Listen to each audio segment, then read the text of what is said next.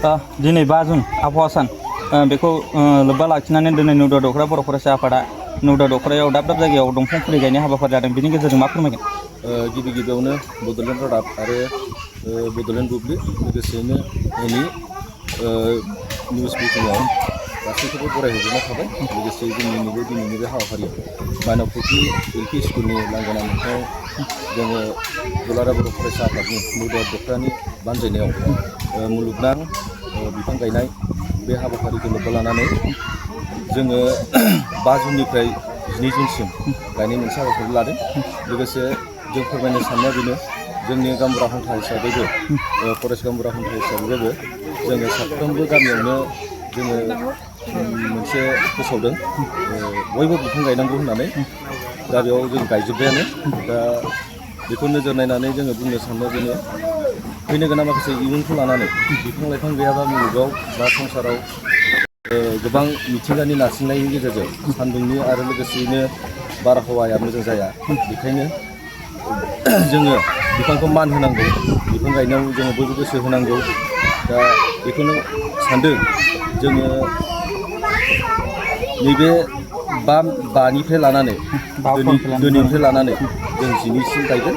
दा बेवहाय जों हानायमानि 300नि बारा गायगोन। दा बेवहाय जोङो रायजोफोरनोबो मोनसे एवारनेस फोसावनायनि गेजेरजों बेखौनो जोंनि नौदाखौ एसे मिथिंगानि बारहावाखौ मोजां खालामनो जों नाजागोन। बेयाव बिफां गायनाय हाबाफारि बेवहाय नौदा दखरानि जाना मा फोरमायगोन? नौदा दखरा दुलाराय बर' फरायसा आफादनि जानानै दिनै 5 जुन मुलुगनां आबहावा सानजों लोब्बा लाखिनानै दुलाराय बर' फरायसा आफादनि बिथोन बायदियै जोङो नैबे माइनाव फुख्रि गुदि फरायसालियाव फोरोंगिरिजों रायलायनायनि गेजेरजों लोगोसे माइनाव फुख्रि गुदि फरायसालिनि साखाथियाव थानाय गामिफोरनि रायजोफोरनि मददजों जों दिनै नैबे माइनाव फुख्रि गुदि फरायसालिनि लांगोनायाव बिफां गायनाय हाबाफारि जों बेखौ लादों। फैबाय थानाय समावबो दुलाराय बर' फरायसा आफादनि बिथोन बायदियैनो जोङो 12 जुनसिम बिफां गायनाय हाबाफारि जों बेखौ लालांबाय थागोन।